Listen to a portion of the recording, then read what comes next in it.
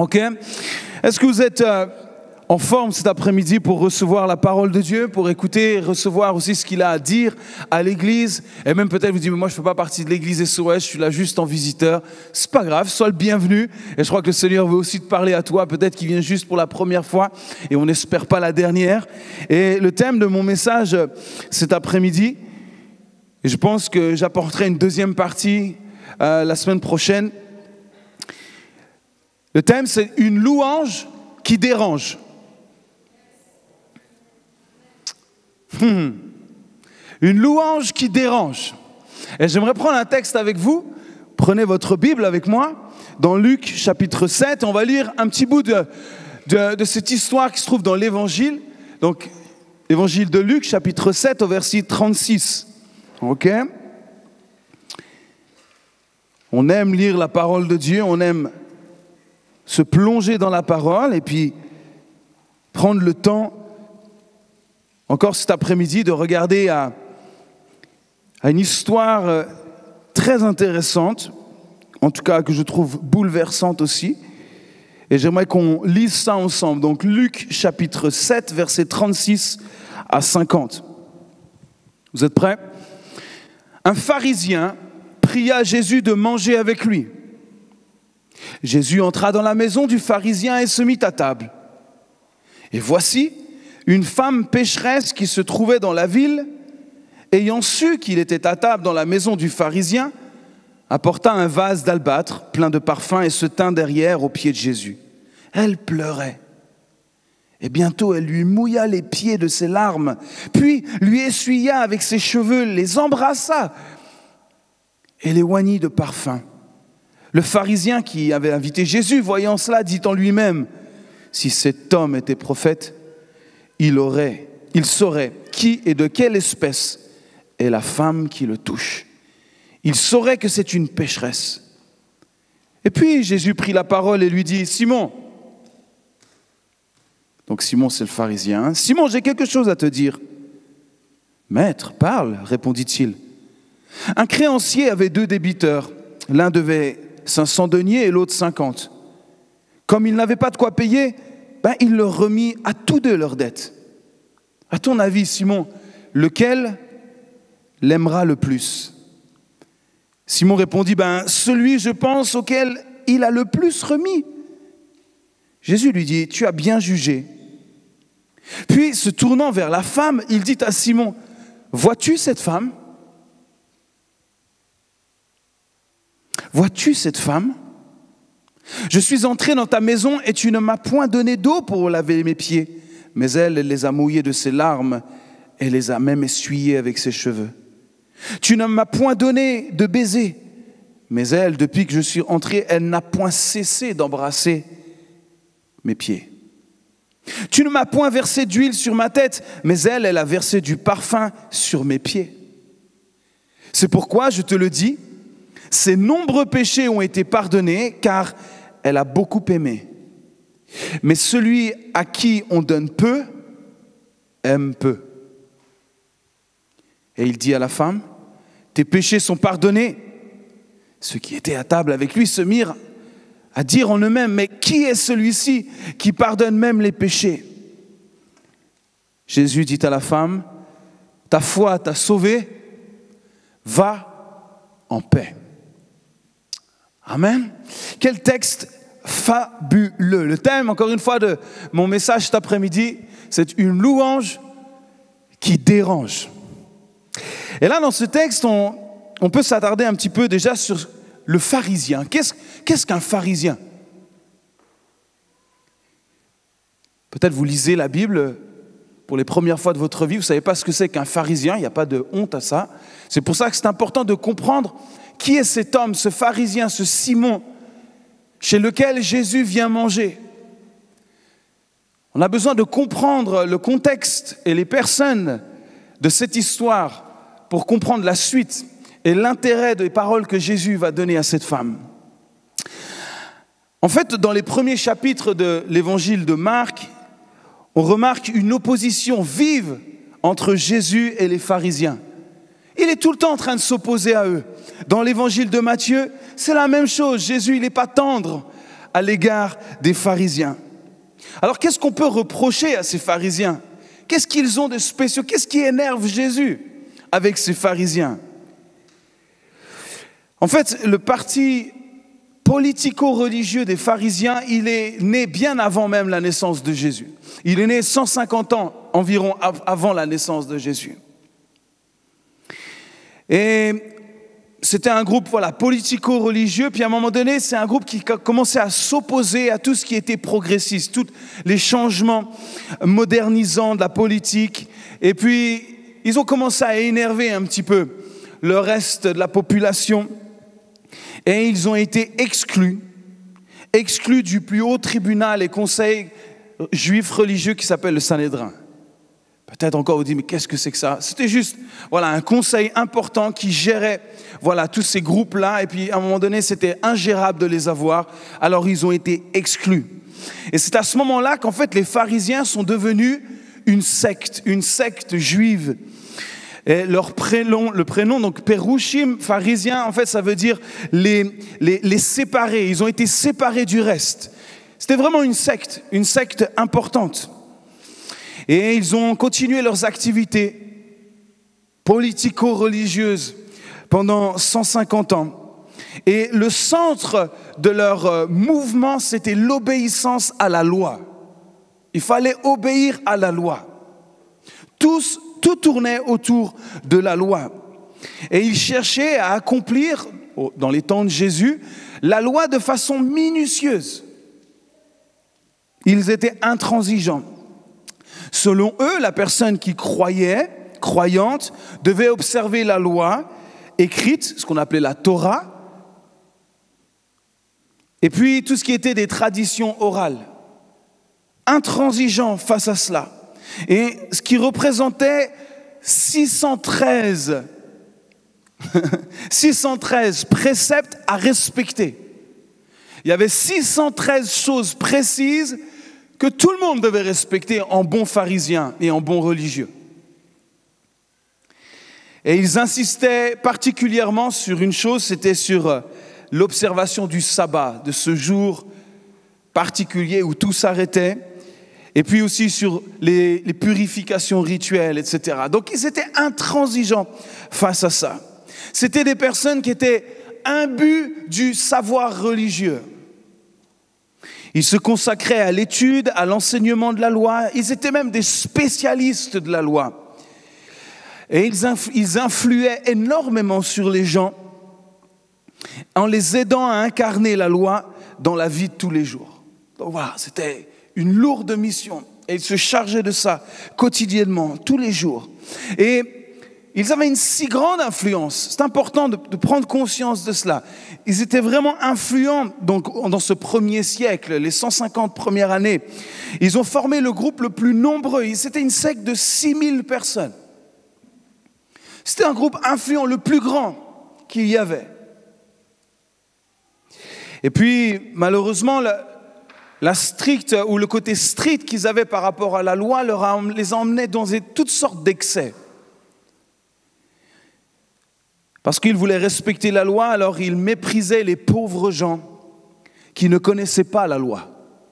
Ils avaient du mépris face aux gens qui ne connaissaient pas la Torah. Les pharisiens vont même empêcher les gens de fréquenter des pécheurs. Ceux dont on savait qu'ils vivaient dans le péché.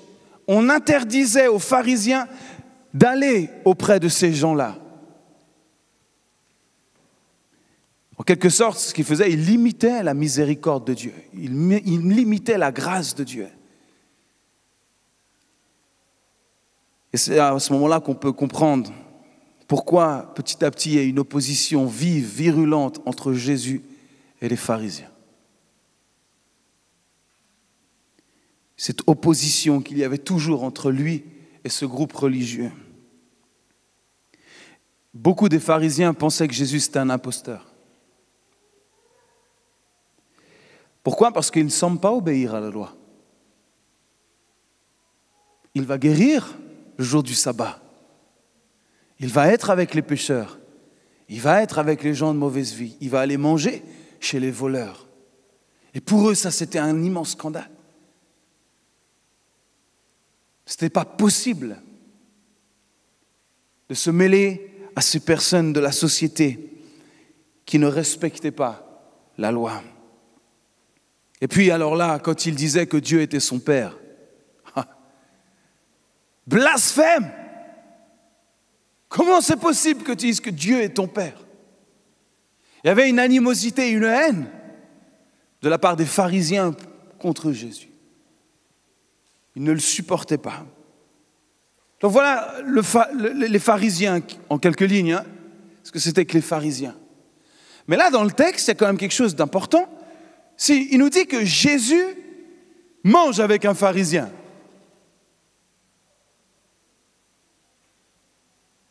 Simon invite Jésus à venir chez lui. C'est quand même une belle démarche. Le pharisien prend les devants et dit « Tu ne veux pas venir manger à la maison ?» Et Jésus, pas de problème, je viens manger chez toi. Et ils vont se retrouver là, à manger.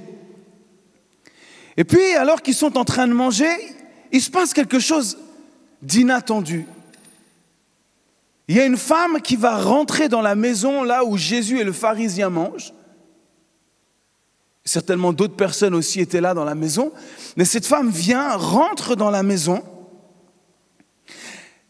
Aujourd'hui, au XXIe siècle, on trouverait ça étrange. Vrai ou pas? Imaginez, vous êtes dans votre jardin, tranquille. Vous faites un bon petit plat avec un invité de marque que vous avez choisi. Et puis tout d'un coup, il y a une personne qui commence à regarder comme ça au travers des buissons de votre jardin. Puis qui se dit « Oh, moi je vais aller manger une saucisse avec eux, moi. » Et puis la personne, elle arrive comme ça, elle se met à table avec vous sans rien dire, pas un mot. Et puis elle vient, elle commence à manger. Elle s'immisce dans la fête. Vous trouverez ça super étrange. Je dis, mais attends, oh, qui tu es? Puis là, on voit qu'il n'y a pas du tout ce genre de réaction. Parce qu'en fait, ce qui se passe, c'est qu'à cette époque, il n'y a rien d'étonnant qu'une personne puisse rentrer comme ça dans la maison, là où il y avait à manger, là où il y avait un festin. En fait, les gens pouvaient rentrer comme cela. Ce serait compliqué à gérer ça aujourd'hui, hein? Mais à cette époque, ce n'était pas un souci. Cette femme, par contre, qui rentre, elle est connue. Cette femme, elle est connue, on sait qu'elle est connue pour sa vie immorale. C'est une pécheresse, mais qui a certainement suivi Jésus, probablement après l'avoir entendu à la synagogue. Elle l'a suivi pour savoir où il va. Il faut absolument que j'aille vers lui. Elle a certainement dû les suivre et dire « Ah, il est chez Simon. » Et puis, voyant que la porte était ouverte, hop, elle est rentrée, venir jusqu'au pied de Jésus. Et qu'est-ce qui nous est dit ici? Il nous est dit que cette femme, elle vient au pied de Jésus, elle ne parle pas. Elle ne parle pas, mais elle pleure. Elle pleure énormément. À tel point que il y a tellement de larmes, ça ruisselle. Qu'est-ce qui se passe? Elle choisit de défaire ses cheveux. Défaire ses cheveux pour essuyer les pieds de Jésus avec. Elle est en train de nettoyer les pieds de Jésus avec ses propres larmes. Chez les Juifs, c'était une des plus grandes humiliations pour une femme d'avoir les cheveux détachés. Elles avaient toujours les cheveux attachés. Mais ce jour-là, au pied de Jésus, pleurant au pied de Jésus, elle va détacher ses cheveux et commencer à essuyer les pieds de Jésus en public. Elle va s'humilier devant tout le monde pour essuyer les pieds de Jésus. Et ensuite, ça ne s'arrête pas là. Qu'est-ce qu'elle va faire? Elle va embrasser les pieds de Jésus. Alors là, on n'est vraiment pas d'une même culture. Hein? Quelqu'un vous a déjà embrassé les pieds, vous? Non? Moi, ma femme, des fois, elle m'embrasse mes pieds. C'est peut-être la seule personne au monde qui trouve mes pieds beaux. Parce que mes pieds ne ressemblent pas à des pieds, ils ressemblent à des briques.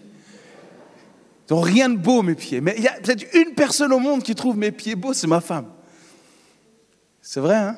C'est vrai, elle me dit, tes pieds sont beaux. Elle m'embrasse des fois les pieds comme ça. Il faut vraiment être intime pour faire ça quand même. Et là, elle vient, elle pleure, elle a ses larmes qui coulent, elle essuie les larmes, elle nettoie les pieds de Jésus. Et puis ensuite, elle vient lui embrasser les pieds. Wow. Encore une fois, c'était un geste courant à l'époque d'embrasser les pieds. Dieu merci que nous vivons au XXIe siècle. Hein? Et pourtant, à l'époque, il n'y avait ni chaussettes, c'était sandales, les amis. Imaginez, sandales. Avec tout ce que ça pouvait comporter comme chose. Mais c'est pour ça qu'on lavait les pieds. C'est pour ça que s'il faut au moins que je pleure un peu sur ses pieds avant, hein, que je nettoie, et puis après. C'était aussi une manière de montrer le respect qu'on avait face à quelqu'un de supérieur ou quelqu'un à qui on s'adressait pour une requête particulière. Il y avait du respect, de l'honneur et puis aussi beaucoup d'humilité à venir nettoyer les pieds de celui à qui on voulait demander quelque chose. Et puis ensuite, il y a encore quelque chose d'important. Elle va venir, et qu'est-ce qu'elle va faire? Elle va verser du parfum. Et ça aussi, c'était quelque chose qui se faisait à l'époque. C'était l'expression d'une grande reconnaissance. Une immense reconnaissance envers quelqu'un qui vous a fait une grande faveur. On déversait du parfum pour dire merci. Merci pour la faveur. Merci pour ce que vous avez fait, ce que tu as fait envers moi. Merci. Tout ça se passe en plein repas. Moi, j'imagine un peu la scène. Jésus est en train de manger. Déjà, Jésus n'est pas sur une chaise. Il n'y a pas de chaise à l'époque. Hein. Ils sont à moitié allongés. Ils sont à moitié... ils sont là. Et Jésus, en fait, il est là. Il est en train de discuter avec Simon et certainement d'autres personnes. Et il y a cette femme qui rentre comme ça, qui vient. Et pendant que Jésus est encore en train de manger, cette personne est en train de pleurer. Elle pleure, elle lui essuie les pieds, elle déverse tout ce qu'elle a, elle lui embrasse les pieds. Et Jésus continue à manger, tranquille. Et là, après, elle verse le parfum. Et Jésus continue. Comme si, en fait, on voit que Jésus presque l'ignore, en fait, ou plutôt la laisse faire. Et c'est justement parce qu'il la laisse faire que Simon, là, ça le dérange.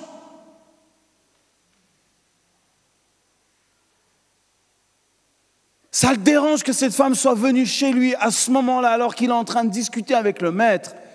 Que cette personne vienne à ce moment-là interrompre ce temps d'échange. Et Jésus, en plus, fait tout pour la laisser faire. Il n'arrête pas, il n'est pas en train de dire, écoute, tu vois pas que je suis en train de manger avec Simon, on peut se voir demain, prends rendez-vous avec ma secrétaire, on se verra. Non, il n'y a pas ça, Jésus la laisse faire en fait. Et Simon est irrité. N'oubliez pas que Simon est un pharisien. Il sait qui est cette femme. Il a vu cette femme. Il la connaît, elle est certainement connue dans la ville. Il sait qui est cette femme. Et cette femme vient interrompre, ou plutôt l'acte qu'elle est en train de faire vient interrompre un échange qui semble être un moment important pour lui. Et pourtant, Jésus laisse en quelque sorte cette femme interrompre ce moment. Il y a quelque chose de dérangeant à ce moment-là. En fait, ce que j'aime dans l'attitude de cette femme et ce qu'il nous faut retenir, c'est que cette femme n'a rien dit.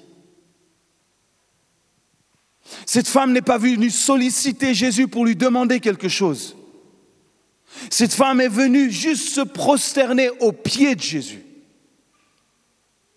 Elle est venue là, l'adorer, elle est venue se prosterner, elle est venue s'humilier littéralement devant Jésus, mais aussi devant tous ceux qui étaient là. Ceux qui, elle savait qu'on la critiquait, qu'on ne la voulait pas ici, qu'elle n'avait pas sa place ici, et surtout pas pour toucher quelqu'un qui était pur, quelqu'un de la loi. On ne touchait pas, on ne pouvait pas toucher physiquement quelqu'un dont on savait qu'il avait une vie immorale, de peur que nous aussi on soit à notre tour contaminés par ce péché. Et j'aime cette attitude de cette personne qui vient sans rien dire, sans demander quoi que ce soit. Cette femme vient juste déverser ce qu'elle a, elle vient honorer. Ça me fait penser littéralement à la louange qui est décrite dans Apocalypse 4. C'est la louange qui se trouve exactement au ciel. C'est exactement la louange qu'il y a au ciel. Pourquoi? Parce que la louange au ciel, tu ne viens pas demander quoi que ce soit. Tu viens juste adorer, te prosterner devant celui qui est digne de toute chose. Celui qui est au-dessus de tout autre nom. Tu ne viens pas avec tes problèmes au ciel. Tu ne viens pas adorer en demandant quoi que ce soit. Tu viens juste déverser ta reconnaissance. Tu viens déverser ton plus beau parfum. Tu viens avec qui tu es, avec même tes émotions, avec ton cœur, avec ta foi. Tu viens avec tout, te prosterner devant le Maître. Et il n'y a pas un mot à ajouter à ça. C'est une attitude, c'est un ensemble, c'est une foi qui est manifestée dans toute cette attitude. Ça, c'est la louange qui se trouve au ciel. C'est pas une louange charnelle, c'est une louange céleste qu'elle est en train d'amener sur terre. C'est la louange animée de la foi que celui qui est en face d'elle est le roi de rois, le prince de paix, celui qui change les vies, celui qui pardonne, celui qui guérit et celui qui libère. Et je viens devant lui me prosterner. Je viens pas demander quoi que ce soit, mais je viens le reconnaître et le remercier pour tout ce qu'il a déjà accompli. Ça, c'est la louange qui dérange. Il n'y a rien de charnel dans ce qu'elle fait. Au contraire, elle va défier le charnel, elle va défier ce que les hommes et les femmes pouvaient dire d'elle pour venir jusqu'à celui qui a toute sa place dans sa vie. Ça, c'est une louange qui m'intéresse.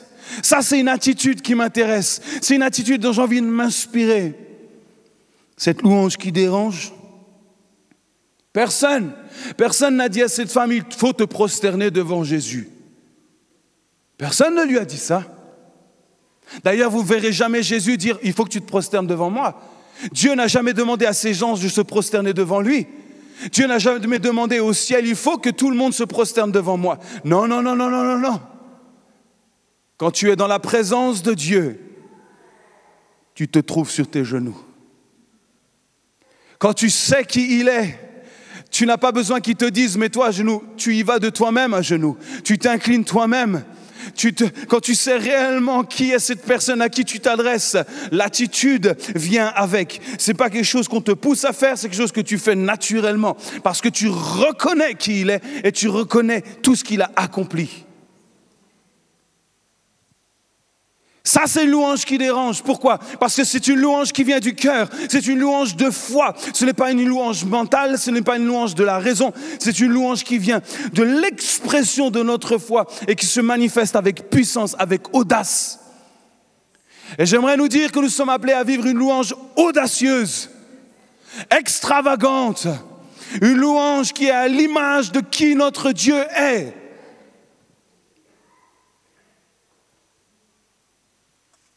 J'écoutais un de mes papas spirituels cette semaine.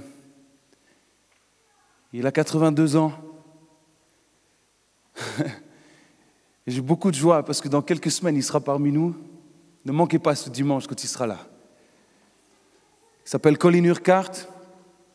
Il est vraiment un homme qui a bouleversé ma vie. Et je l'entendais, j'écoutais un de ses vieux messages sur la louange. Et il parlait de cette louange du ciel.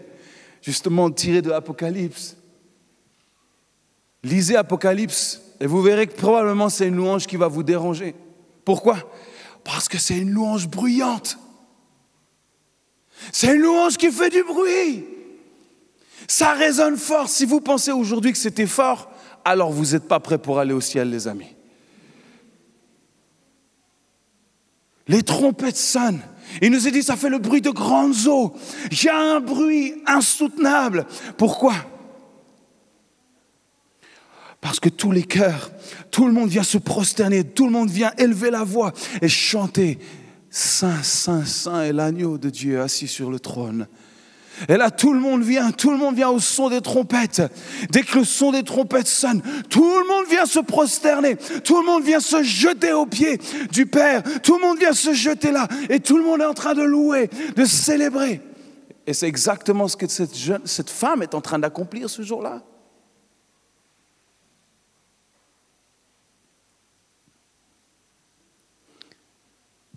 Se retrouve à genoux devant lui. Christ ne la repousse pas. Celui qui va chercher à la repousser, c'est le pharisien, le religieux. Celui qui cherche à appliquer les choses comme c'est écrit comme ça. Il est dérangé, cette louange le dérange. Et peut-être même tu es venu cet après-midi et la louange qu'on a vécue, elle t'a dérangé. Oh, moi j'aime la louange quand c'est doux, quand c'est calme. Alors tu n'es pas prêt pour le ciel. La louange, là, il n'y aura pas de calme. Pourquoi ? Parce que Dieu aime quand il y a du bruit. Il aime quand c'est fort, il aime quand c'est puissant, il aime ça. Et moi, je ne cherche pas à faire ce qui me plaît, mais je cherche à faire ce qui lui plaît à lui. Et il aime quand c'est brillant, il aime quand toutes les voix s'élèvent, il aime quand on se donne à lui, de tout notre cœur, de toute notre pensée, de toute notre force. Il aime cela. Il s'en moque de ce qui te dérange. Et ce qui est beau dans cette femme, dans l'attitude de cette femme, c'est qu'elle s'en moque de ce qui dérange les gens autour d'elle. Elle, ce qui l'intéresse, c'est d'honorer celui qui a changé sa vie. Peu importe ce que les uns et les autres peuvent dire. Et nous sommes tellement captifs de ce que les autres peuvent penser ou ce que les autres peuvent dire. Et notre louange ne dérange personne. Parce qu'on veut rentrer dans le politico-religieux. On veut rentrer dans les cases que tout le monde pense. La louange, c'est comme ça, il faudra faire comme ça. Pas trop fort, que tout le monde se sente bien, que tout le monde se sente à l'aise. Ah bon ? La louange, je croyais que ce n'était pas pour nous, mais c'était pour lui. Donc regardons à comment lui, il aime que les choses soient faites. Et d'après ce que la Bible me dit, il aime quand il y a de l'engagement, il aime quand on pousse des cris à l'Éternel, il aime quand on chante de tout notre cœur, de toute notre force, il aime quand on vient se prosterner, se jeter devant lui. Il aime ça, il aime ça. Et mon ami, quand tu sais qui est Dieu et que tu as rencontré Dieu, tu n'as aucune envie, c'est de lui faire plaisir à lui, peu importe ce que les autres pensent. Et c'est ce que cette femme est en train de nous montrer, c'est qu'il y a une louange qui dérange les hommes, mais qui plaît à Dieu. Et je crois que nous sommes appelés à vivre une louange qui dérange les hommes, mais qui plaît à Dieu. Une louange audacieuse, une louange victorieuse, une louange qui élève Dieu véritablement pour qui il est. Alors le pharisien est dérangé. Il dit, mais il se dit en dedans lui-même, il dit, mais si cet homme-là, qui est avec nous à table, savait véritablement qui est cette femme, jamais il l'aurait laissé le toucher, jamais. Si vraiment il était prophète, vraiment prophète, il ne serait pas laissé toucher par une personne impure. Mais Jésus ne va pas le laisser penser ça longtemps.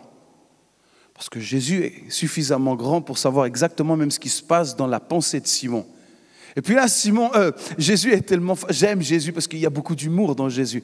La manière dont il parle aux gens. Il est très tranchant, mais il apporte les choses aussi avec beaucoup de finesse. Et là, il dit, Simon, je vais te poser une question. Tu sais, je vais te raconter une petite histoire, Simon. Imagine, il y a quelqu'un qui a prêté de l'argent, et puis il y a une personne qui doit 50 €, puis l'autre qui doit 500 €. Et puis finalement, cette personne qui a prêté l'argent voit que ces deux personnes, malheureusement, elles ne peuvent pas rendre. Et puis, finalement, il annule la dette des deux. Il dit, c'est pas grave, j'annule votre dette. Il dit, toi, à ton avis, Simon, qui aimera plus celui qui a prêté ? Et Simon, il dit, moi, je pense que celui qui aimera plus, la personne qui aimera plus, c'est celui qui devait plus. La personne qui devait 500 €, puis on a annulé sa dette, elle va certainement aimer un peu plus. Et Jésus dit, oui, tu as raison, en effet. Tu as raison, c'est ça. Le mot « aimer » là, qui est cité par Jésus, en fait, c'est fort, ça paraît fort, qui va aimer le créancier, cet amour. Mais en fait, la véritable signification de ce mot « aimer », c'est plutôt qui va être le plus reconnaissant. Qui va être le plus reconnaissant ? Plus la dette est grosse, plus tu es reconnaissant qu'on annule la dette. Et Jésus dit, oui, c'est vrai, tu as raison, c'est comme ça. Et puis, Jésus, après avoir dit ça, il va se tourner vers Simon et lui dit, vois-tu cette femme ? Il savait que Simon avait vu cette femme depuis le début. Elle était à côté de lui. Elle était presque sur Jésus. Donc, il savait très bien qu'il dit, vois-tu cette femme ? Est-ce que tu vois cette femme, Simon ? Tu la vois ? Simon voit cette femme d'une certaine manière, mais Jésus va lui dire qui est véritablement cette femme. Et par la même occasion, il va révéler à Simon qui il est véritablement au-delà de ses apparences religieuses. Et puis Jésus va se tourner vers cette femme et il va dire, Simon, vois-tu, je suis entré dans ta maison et tu ne m'as point donné d'eau pour me laver les pieds. Mais elle les a mouillés de ses larmes. Et puis il va lui dire, voilà, elle les a essuyés avec mes cheveux. Tu ne m'as point donné de baiser, mais elle, depuis que je suis entré, elle n'a point cessé de me baiser les pieds. Tu ne m'as point versé d'huile sur ma tête, mais elle a versé du parfum sur mes pieds. C'est pourquoi je te le dis, ces nombreux péchés ont été pardonnés. Car elle a beaucoup aimé. Mais celui à qui on pardonne peu, aime peu. Ça, c'est la conclusion de Jésus. Il lui dit, ses nombreux péchés ont été pardonnés, car elle a beaucoup aimé, mais celui à qui on pardonne peu, aime peu. Et il dit à la femme, tes péchés sont pardonnés. Ceux qui étaient à table avec lui se mirent à dire en eux-mêmes, qui est celui qui pardonne même les péchés? Mais Jésus dit à la femme, ta foi t'a sauvée, va en paix. Ce n'est pas à ce moment-là l'amour de cette femme pour Jésus qui va faire en sorte que ses péchés soient pardonnés. C'est pas ça. Et Jésus va lui dire, c'est ta foi qui t'a sauvé. C'est la foi dans ce que Jésus avait accompli pour elle. Elle est venue avec foi devant Jésus pour tout ce qu'il avait déjà accompli. En fait, elle a reconnu en s'approchant de Jésus tout l'état de pécheresse qu'elle était. C'est pour ça qu'elle est venue comme ça se mettre avec une telle position, une telle reconnaissance, parce qu'elle est venue en sachant que aussi gros et aussi large était sa quantité de péché, aussi grande et aussi puissante était la capacité du Maître de la pardonner. Elle est venue avec cette foi-là. Elle n'est pas venue se plaindre, elle est venue reconnaître que Christ était celui qui l'avait pardonné de tous ses péchés. En fait, avant d'être pardonnée, il a fallu qu'elle reconnaisse qu'elle avait besoin de pardon. C'est ce que Jésus est en train de dire. Il a dit quoi? Vous avez oublié déjà ce que Jésus a dit. Qu'est-ce que Jésus a dit? Il a dit... Hein?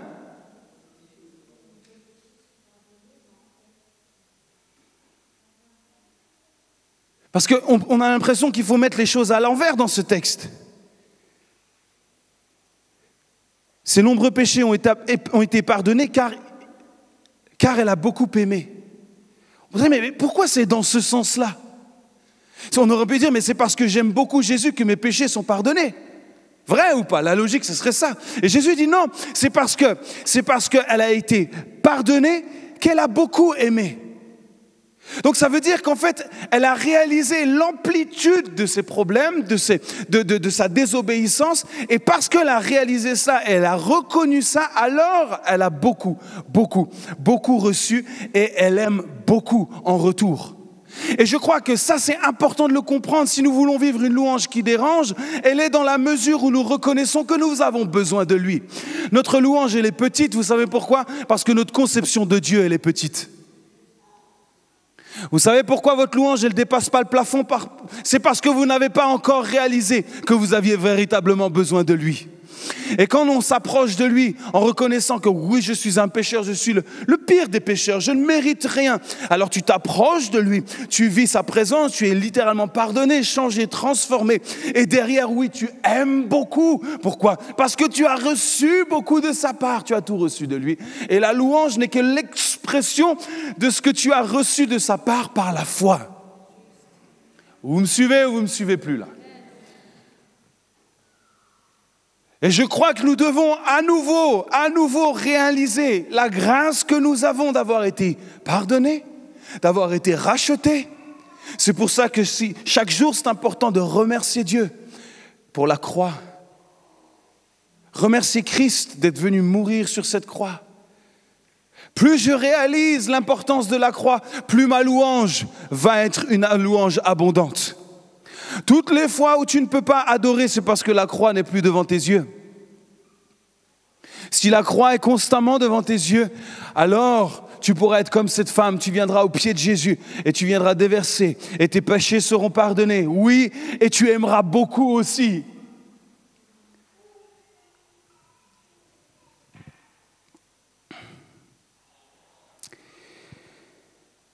Cette parabole que Jésus vient tout juste de lui donner à Simon est la clé. Et la clé pour comprendre aujourd'hui ce dont nous avons besoin. Quelle dette Jésus a effacée? Si tu dis oui, mais moi j'étais pas si mal quand même, alors ta louange ne sera pas. Il m'a juste aidé pour 2-3 trucs dans ma vie, mais concrètement, je pourrais m'en sortir aussi sans lui. Alors oui, là c'est sûr que ta louange, il n'y aura rien de dérangeant. Par contre, tu réalises que tu ne peux rien, absolument rien sans lui, que ta vie dépend totalement de lui, qu'il est le souffle dont tu as besoin, il est l'amour dont tu as besoin pour vivre, il est la vie, il est le chemin, il est la vérité, il est la sagesse dont tu as besoin, il est ton espoir, il est ton espérance, il est tout. Alors là c'est une louange qui devient inarrêtable. Ça devient une louange abondante. Ça devient une louange sans retenue. Ça devient une louange incessante. Une louange dérangeante. La vraie louange, les amis, c'est quand tu ne viens pas chercher, mais c'est quand tu viens donner. Est-ce qu'on peut se dire qu'on peut aller dans cette direction? Qu'on ne vient pas ici le dimanche juste pour recevoir, mais on vient donner, comme cette femme. Pourquoi? Parce que j'étais pécheur et il m'a pardonné. J'étais perdu, mais il m'a sauvé. J'étais malade, mais il m'a guéri. Alors quand je viens dans sa présence, je ne viens pas pour demander, je viens pour lui donner. Ça, c'est la louange du ciel. Ce n'est pas une louange charnelle, c'est une louange céleste. Et moi, j'aimerais que l'Église SOS, nous arrêtions de vivre une louange charnelle pour nous attacher à la louange du ciel. Amen. Parce que ce qu'on veut, c'est emmener de ce qui est au ciel sur la terre. Amen.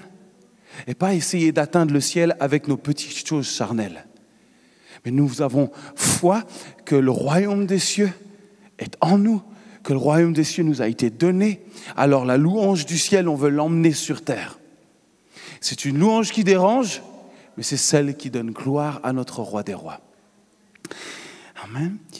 Vous savez, il y a ceux qui ont les étiquettes, les titres, comme ce bon pharisien.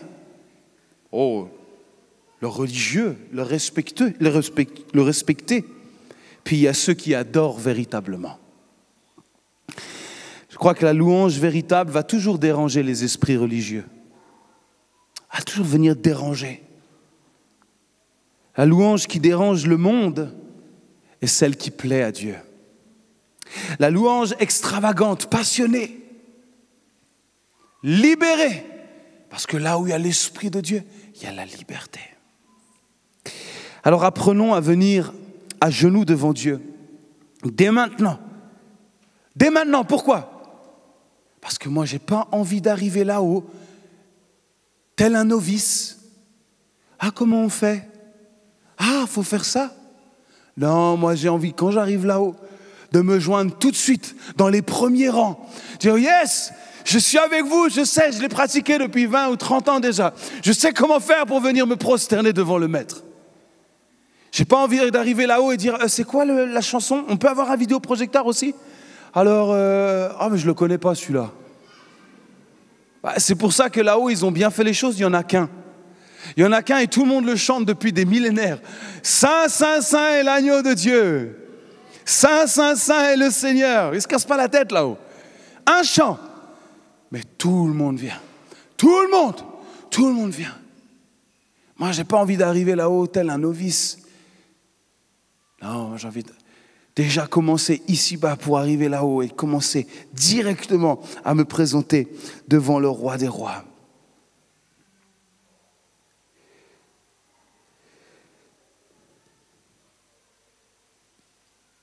Cette femme, vous me direz, mais elle n'a pas chanté. Elle n'a pas chanté de chant, elle n'a pas loué Dieu. comme nous on le pense. Parce que nous on pense que la louange c'est que chanter. Jésus n'a pas chanté beaucoup non plus. En tout cas, de ce qu'il nous est dit, je sais qu'il a chanté une fois avec ses disciples lors du dernier repas. Il nous dit qu'ils ont chanté ensemble. Mais on ne voit pas forcément Jésus vivre une vie de chant. Pas un chanteur, Jésus. Il n'a jamais fait de disque, il n'a jamais de... Ah, c'est vrai, il n'y a pas ça chez lui, il n'y a pas ce côté artiste. Et pourtant, il est l'adorateur parfait, le modèle. En fait, c'est sa vie qui a chanté. C'est sa vie qui est devenue une offrande extravagante. C'était pas extravagant sur la croix, les amis? C'était pas au-delà de ce que humainement c'est possible de voir et de supporter? C'était pas dérangeant, honnêtement. Moi, rien que de voir le film La Passion, ça m'a dérangé. Rien que de voir des images comme ça, j'ai dû fermer mes yeux bien des fois. Parce que j'ai commencé à avoir la tête qui tourne, je me sentais pas bien, la nausée. Juste à voir, c'est dérangeant de voir ça. Et nous, on vient adorer. Oh, doux Jésus. Oh, j'aime ta présence. Pas trop fort la guitare, s'il vous plaît. Oh, j'ai besoin de ceci. Quand je regarde à la croix, il n'y a rien de tout ça. C'est extravagant. Il y a un amour manifesté d'une manière extravagante, forte, puissante. Et notre louange, elle doit être à la hauteur de la révélation de ce que Christ a accompli sur cette croix.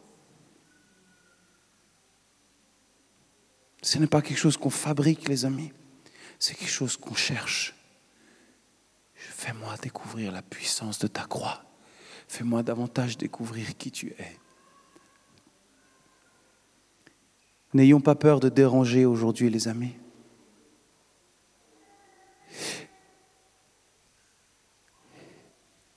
Quel type de chrétien voudrais-tu voir d'ici 20 ans? D'ici 10 ans? Comment voudrons-nous que nos enfants qui sont là, dans la petite salle à côté, puissent louer le Seigneur dans 10 ans? Parce que dans 10 ans, ils auront 13, 14, 15 ans, 16 ans. Et 10 ans, c'est rien. 10 ans, c'est comme ça. On va se réveiller, 10 ans seront passés. Quel type d'adorateur voudrais-tu voir sortir de cette salle des enfants? On voudrait dire, mais oui, on veut qu'ils louent le Seigneur. On veut qu'ils suivent Jésus parce que c'est lui le chemin. On veut qu'ils viennent des adorateurs, des vrais disciples de Jésus. On veut qu'ils puissent aimer le Seigneur vraiment. Est-ce que nous sommes de ceux qui leur montrent la voie? Est-ce que nous sommes de ceux qui leur montrent l'exemple? Montrons l'exemple. Vivons pleinement la foi. Vivons pleinement cette louange qui dérange pour que nos enfants ne soient pas dérangés de la vivre, mais qu'ils puissent déranger aussi le monde dans lequel ils vivront dans quelques années aussi, qu'ils devront affronter. Mais ils sauront aussi à qui ils appartiennent.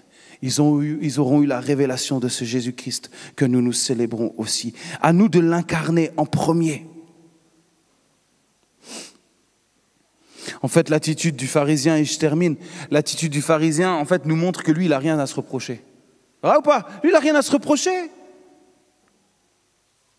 Il est juste concerné par cette femme, il voit que cette femme, il est obnubilé par cette femme. Lui, il voit la femme au lieu de voir Jésus. Ça, c'est les pharisiens, c'est les religieux. Ils voient les personnes différentes au lieu de regarder à Jésus. Ils regardent ce qui les dérange chez les gens. Je vais te dire une chose, écoute-moi bien. Ne laisse jamais quelqu'un te critiquer pour la louange que tu donnes au Seigneur. Ne laisse jamais quelqu'un te déranger pour ça. Parce que c'est toi qui l'as sauvé. C'est toi qui as vécu la grâce. C'est toi. Ne laisse personne t'interrompre dans une louange extravagante vers le Seigneur. Ne laisse personne t'interrompre avec de la religiosité sur ce que tu es en train de donner au Seigneur. Et lui, il dit non, mais moi, j'ai rien à me reprocher. Et c'est encore une fois, souvent les gens qui n'ont rien à se reprocher, qui passent leur temps à regarder ce qui se passe dans la vie des autres. Les gens humbles, eux, vivent sous le regard de Christ et sont libérés du regard des autres. Et j'aimerais qu'Église de SOS, nous soyons libérés du regard des autres. Des fois, même de votre mari ou de votre femme. Certains sont gênés devant leurs enfants aussi. Ou devant un ami, un collègue.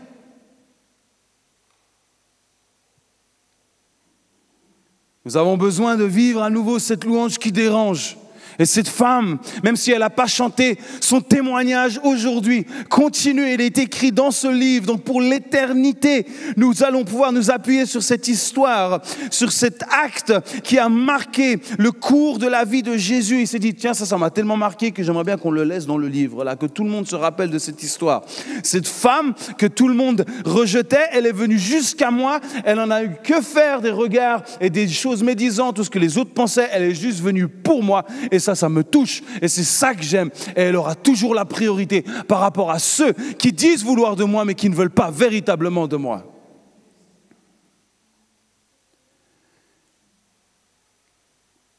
Que mon cœur puisse vouloir Jésus encore plus que toute autre chose. Parce que je veux l'aimer plus que toute autre chose. Libre du regard en toutes circonstances. Il nous faut vivre cela, les amis. Martin Luther King disait « Marcherons-nous seulement à la musique du temps ou bien risquant la critique et l'insulte ? Marcherons-nous à la musique salvatrice des âmes, à la musique de l'éternité ?»